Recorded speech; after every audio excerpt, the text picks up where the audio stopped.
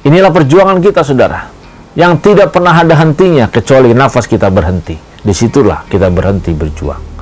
Ingat, saudara, jangan merasa cukup kita percaya kepada Yesus. Itu baru awal. Ketika kita percaya kepada Yesus, kita berjuang bagaimana kita menjalani kehidupan seperti Yesus. Kita harus berjuang menjalani jalan-jalan yang pernah Tuhan kita, Yesus Kristus, lalui. Bagaimana dia memikul salib, bagaimana dia memikul penderitaan saudara dan saya, kita pun harus bisa memikul salib kita. Berbicara memikul salib, berarti kita harus berjuang bagaimana mematikan kedagingan kita. Kita harus berjuang bagaimana mematikan mulut kita yang jahat. Kita harus berjuang bagaimana mematikan mata kita yang tidak benar. Bagaimana kita harus berjuang mematikan telinga kita yang terlalu tipis mendengar hal-hal yang dari dunia ini yang menyenangkan daging kita. Kita pun harus lebih lagi berjuang bagaimana mengendalikan pikiran kita.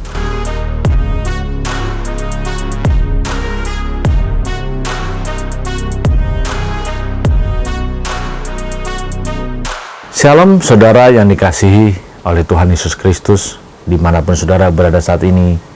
Salam transformasi. Kita masih dalam tema besar bagaimana merubah fokus hidup kita dalam kehidupan ini, saudara. Kalau sebelum-sebelumnya kita sudah belajar bagaimana kita memperjuangkan merubah fokus hidup kita, kita belajar bagaimana berusaha lebih lagi supaya fokus hidup kita bisa tercapai. Maka kita pada saat ini pun harus mendukung semua itu dengan kita berjuang lebih keras lagi. Lihat, saudara, ketika ada orang yang mengalami kesulitan di dalam kehidupan ini, ketika dia mengalami masalah dalam ekonomi, maka dia dituntut untuk berjuang. Berjuang dalam hal apa? Berjuang supaya dia bisa menyelesaikan segala permasalahannya, segala kesulitannya, dia bisa hadapi. Setiap permasalahan, setiap kesulitan, setiap penderitaan tidak akan pernah bisa dihadapi tanpa perjuangan. Di dalam fokus hidup kita pun sama, saudara. Kita sudah punya fokus yang benar, kita sudah berusaha, pasti akan ketemu masalah, pasti akan ketemu halangan dan rintangan.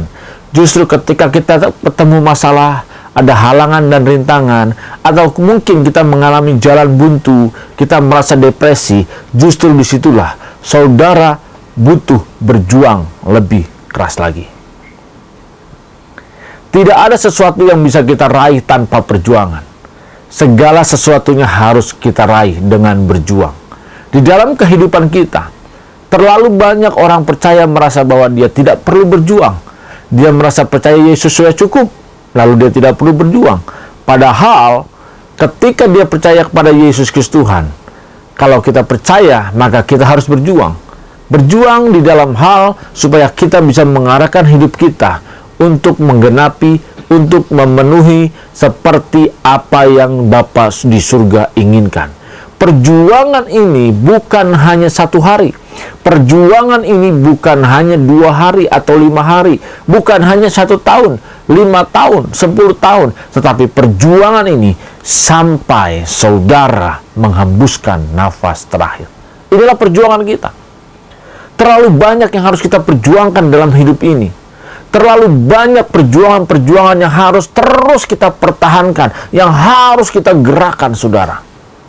Tanpa perjuangan dalam hidup ini, maka kita akan gagal menjadi orang seperti apa yang Bapa inginkan. Tanpa perjuangan yang keras, saudara tidak akan pernah bisa menjadi serupa seperti Kristus.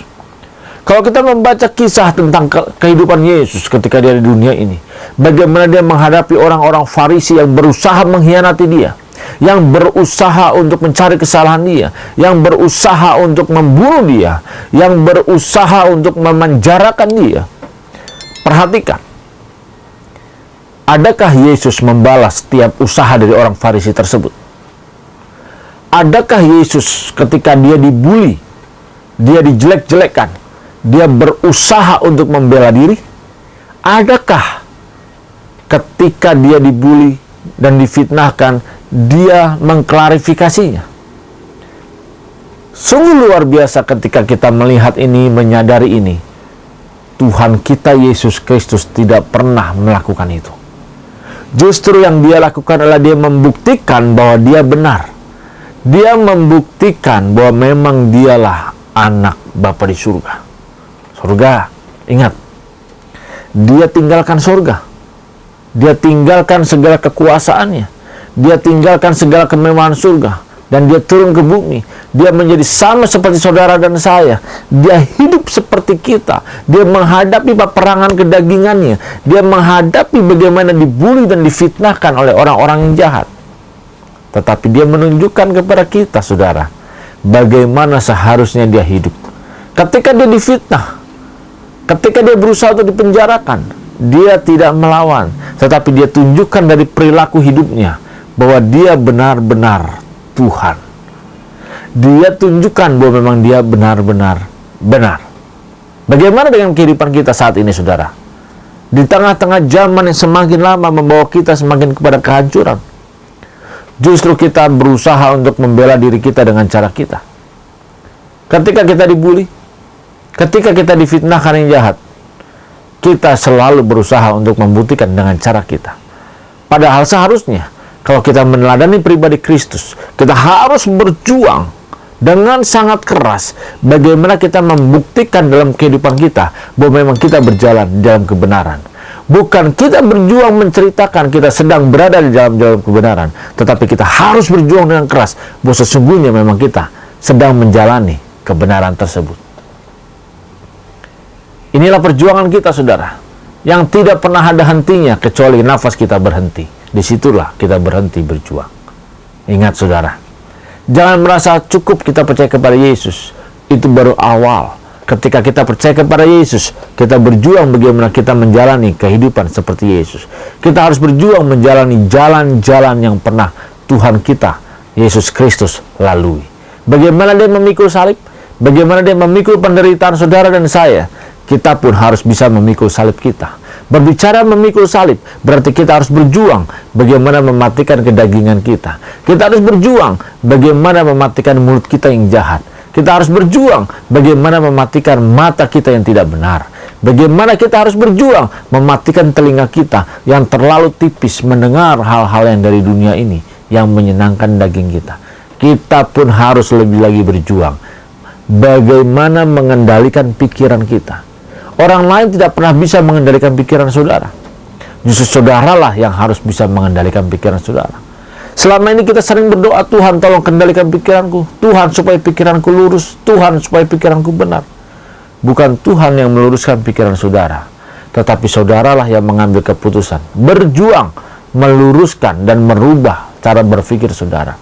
Makanya firman Tuhan katakan bahwa saudara dan saya kita harus ditransformasi dalam hal cara berpikir kita, pembaharuan akal budi kita, supaya segala sesuatunya sesuai dengan apa yang Tuhan inginkan. Berbicara pembaharuan akal budi butuh perjuangan keras, saudara. Berjuang, kita harus membaca firman Tuhan dan kebenaran. Selama ini justru banyak orang percaya baca Alkitab hanya untuk obat tidur. Ketika dia tidak bisa tidur, dia baca Alkitab supaya dia bisa tidur. Ketika dia tidak bisa tidur, dia berdoa supaya dia bisa ketiduran dalam doa. Ini yang terjadi. Tapi adakah saudara dan saya kita berjuang bagaimana kita bisa mengerti kehendak Tuhan? Saudara, inilah perjuangan. Ketika kita percaya kepada Yesus, kita harus berjuang untuk mengikuti jejaknya Tuhan. Di mana dia melangkah, di situ pun kita melangkah. Di mana dia bertindak, di situ pun kita bertindak.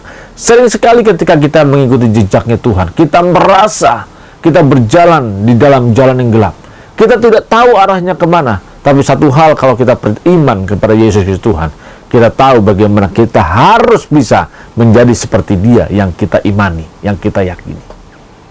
Ketika kita berada di jalan yang mungkin rasanya seperti di hutan belantara yang gelap, tetapi disitulah kita menyadari bahwa Tuhan menuntut saudara dan saya supaya kita belajar bagaimana lebih lagi mengambil keputusan, bertindak, bersikap, berkata-kata seperti Tuhan Yesus Kristus. Tuhan Yesus dihina, disalibkan, disiksa, diludahi, ditinju. Dia tidak melawan sedikit pun. Tapi bagaimana dengan orang-orang percaya pada saat ini? Ketika dia dibully, adakah dia bertindak seperti Tuhan Yesus? ketika dia difitnahkan yang jahat, ketika dia sudah dicap, diberi stempel menjadi orang yang tidak baik, orang yang tidak benar, adakah dia berjuang seperti Tuhan Yesus Kristus, terus mempertahankan kebenarannya dan hidup di dalam kebenarannya, bukan berjuang mengatakan kepada orang lain bahwa dia benar, tetapi dia berjuang tetap mempertahankan, berjalan di dalam kebenaran. Ayo saudara, saya mengajak saudara dan saya saat ini, dimanapun kita berada, kita terus berjuang. Ketika saudara sudah beriman kepada Tuhan Yesus Kristus, maka saudara harus lebih lagi berjuang di dalam kehidupan ini, supaya bisa menjadi serupa seperti Kristus. Kapan waktunya? Mulai sekarang ini saudara. Ayo, kita terus berjuang, supaya kita bisa menjadi serupa seperti Kristus. Tuhan Yesus Kristus memberkati saudara. Salam transformasi.